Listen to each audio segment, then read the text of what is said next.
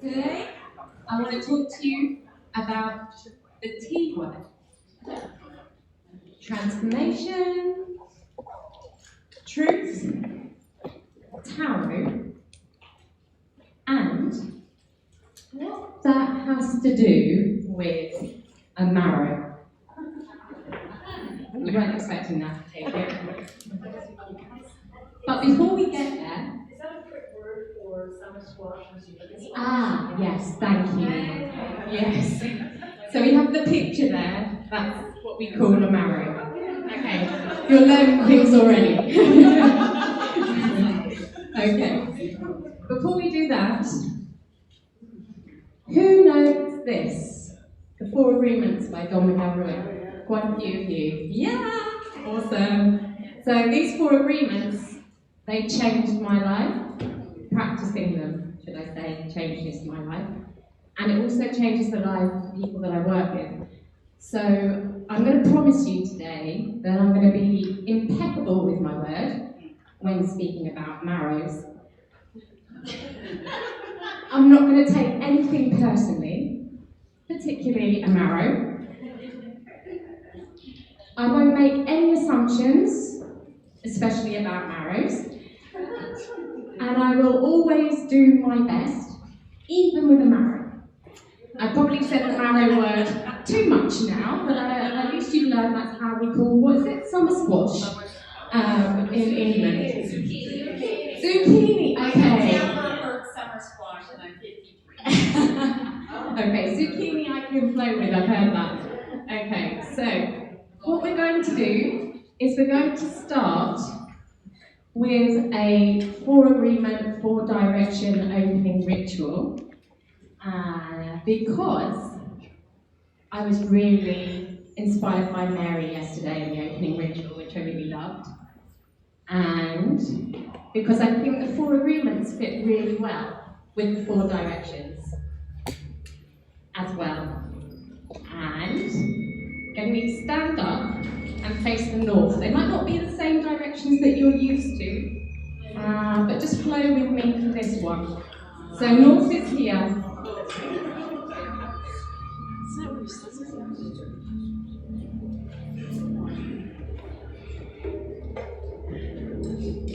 Just take a nice deep breath in and out. Feel all the energy flowing down through you, through the earth. Just let go of everything. Arrive in the space.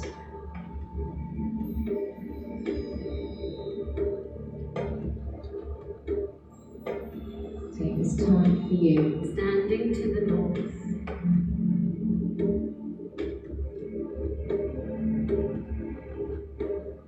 By the power of the sword, I use my thoughts and words in the direction of truth, of love, and integrity.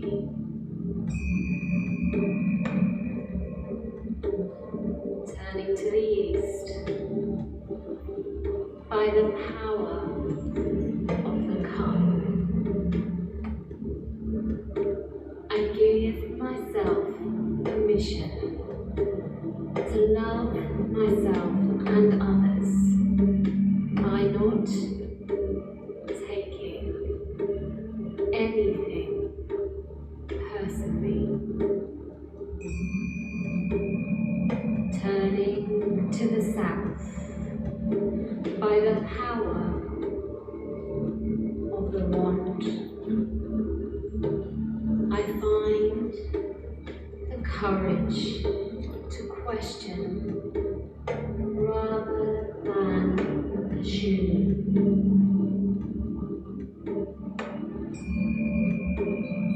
Turning to the west, by the power of the pentacle, I know I am worthy and can always do my best.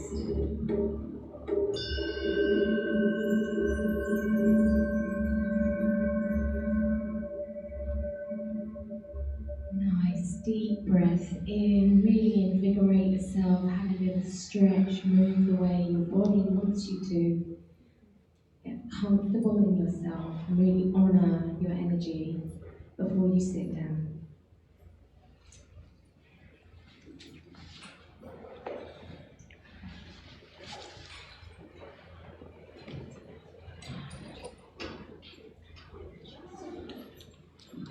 What a nice way to start the day. Stretch. I want to ask you something. Have you ever felt a bit like this when asked what to do for a living? Those of you that do tarot professionally, you get what I'm talking about, right? Okay, yeah. I've spent a crazy amount trying to sort my elevator pitch. Has people heard about elevator pitches? Some of you are laughing and feeling my pain, I can tell. Okay. People would really act very weirdly around me because they thought I was weird. And the thing was, they were right, because the dictionary definition for weird means connected to fate. So you know what? I'm actually quite okay with that, yeah? But what I wasn't really that okay with was the fact that they started being really strange, shall we say, rather than weird, around me. And I kind of made that my problem for a while. I want to tell you a story about how it even affected my professional practice. So I'm not just talking friends, family, neighbourhood, community or society that would want to burn me at the stake or suck my blood because they thought I had the lottery numbers. I'm not kidding. My friends got me into a syndicate once. So, yeah. Anyway, one day, this lady came to me and said, "I'm really sorry, I haven't been back to see you for years." I was like, okay. Couldn't remember her, of course. And she said, well, yeah, it's because you said something. I said something? She said, yeah. And I was like, okay. And there was just like this silence, and she was just looking at me like, you know what you said. I'm like, I know what I said? And she said, yeah, like, you said the word cat.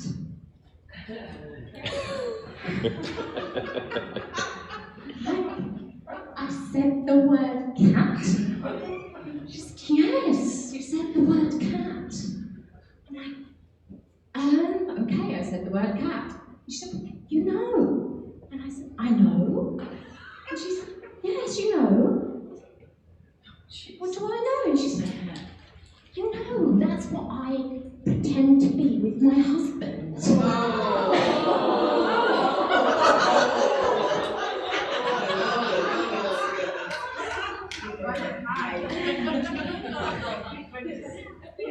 is the point, right? That obviously I said the word cat quite innocently, yes? And she thought that that meant that Spirit had shown me everything that goes on in her bedroom. And you know what? I would have remembered that. So.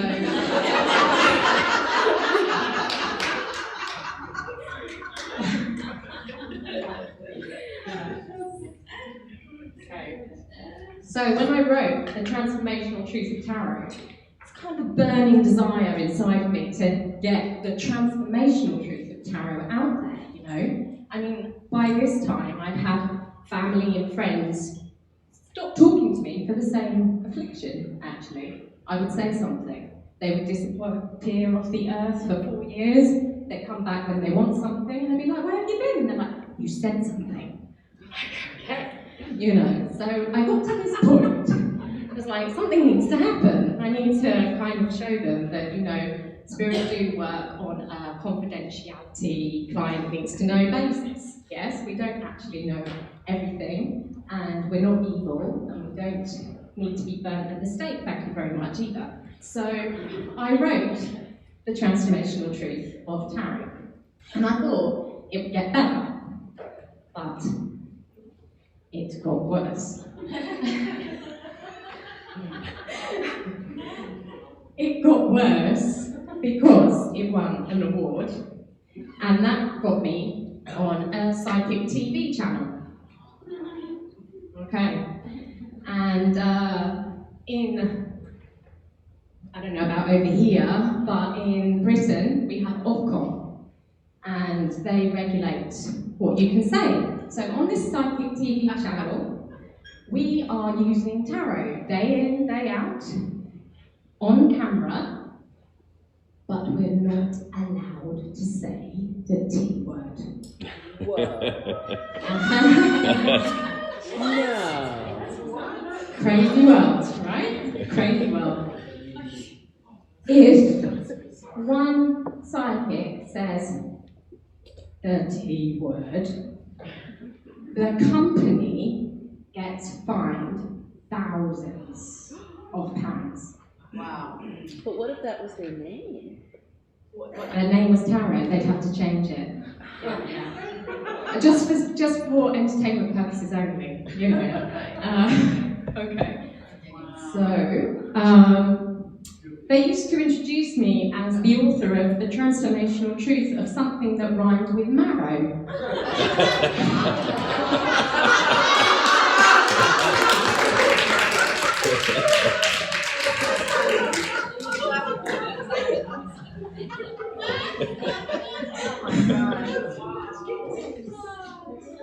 So I had literally,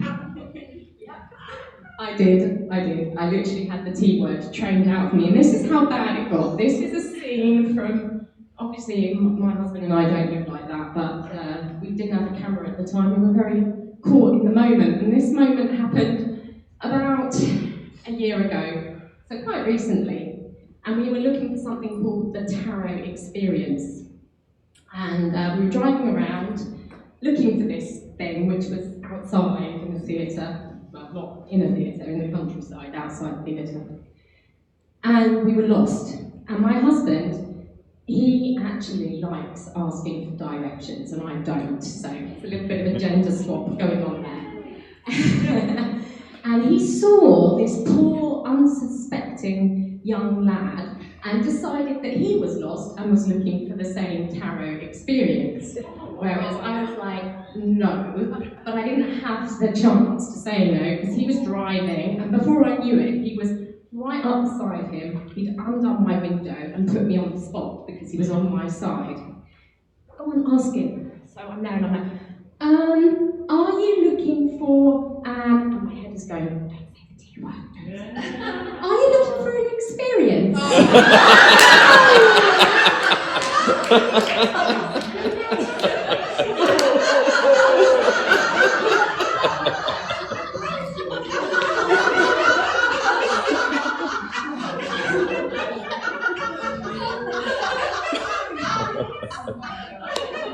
So yeah, that's what we looked like. I've never seen my husband step on the gas as fast.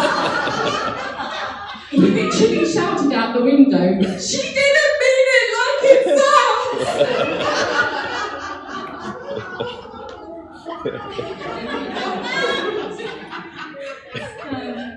And I said to him, "I'm sorry, it was the T word." And he said, "Yes, I know, Tiffany, but by not accepting who you are, you make it sound all the more worse."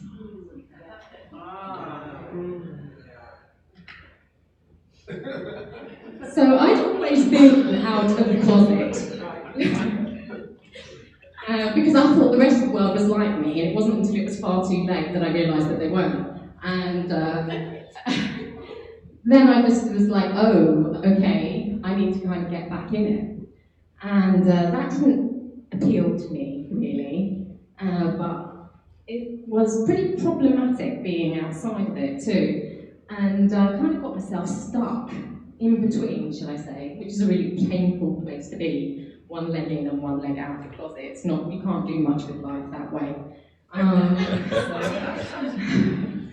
I want to kind of talk to you today about how did we get in this pickled marrow kind of situation. Yeah. So let's go back to the Temple of Delphi, you know, where many famed people came to hear the wise words of the oracle. I guess you know what the inscription is above it. Yes? It's not for entertainment purposes only.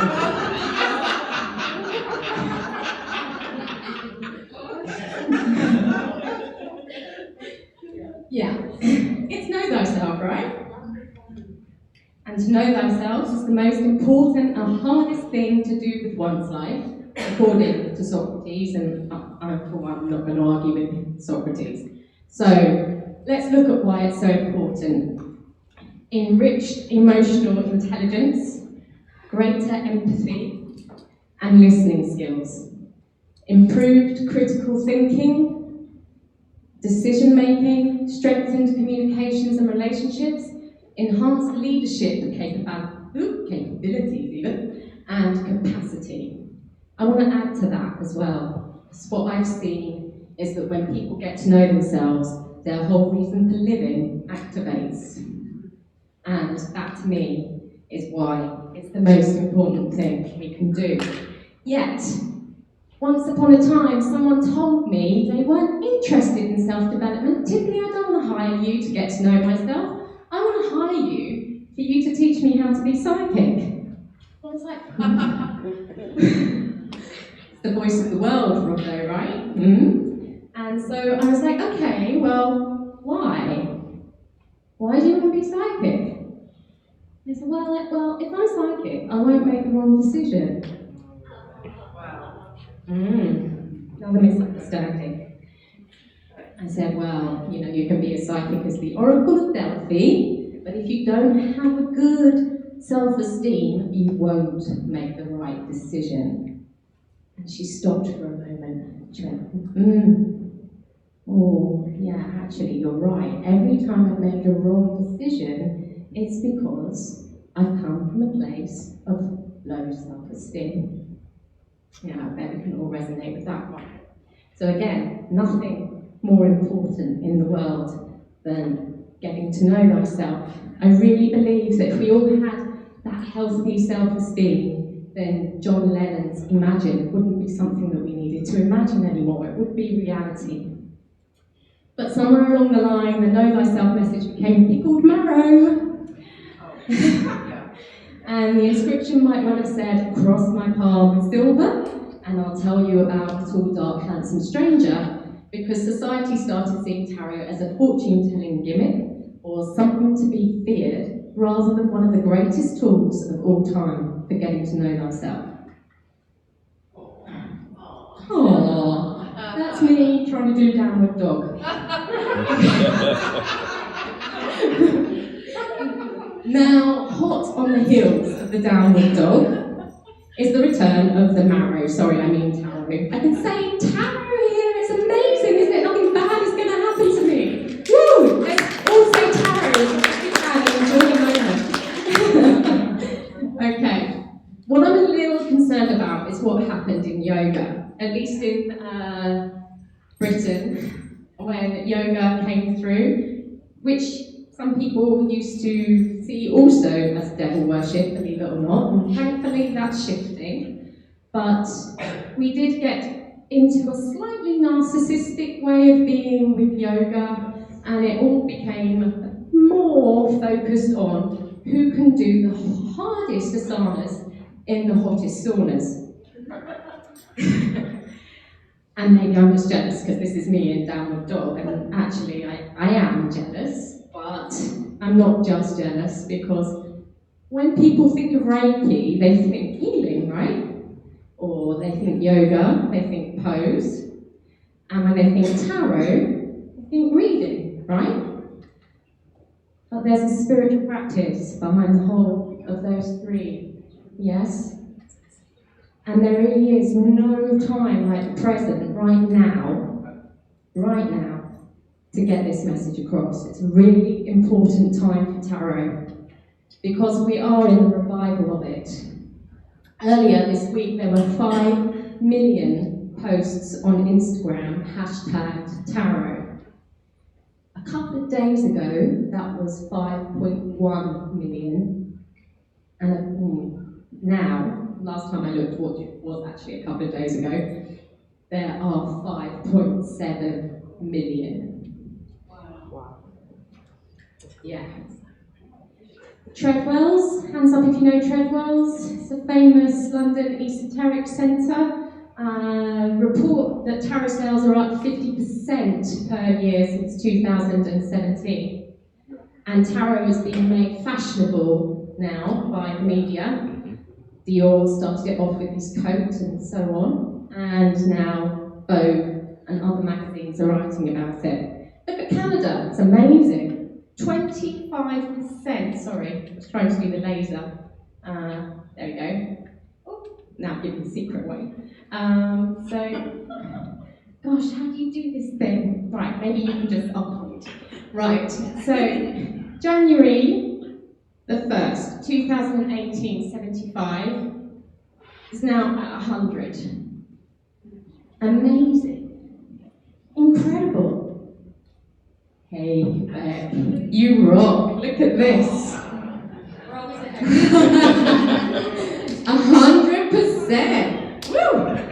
Yeah, own it with your Virgin Mary blue. It's fantastic. It's brilliant. Okay. So,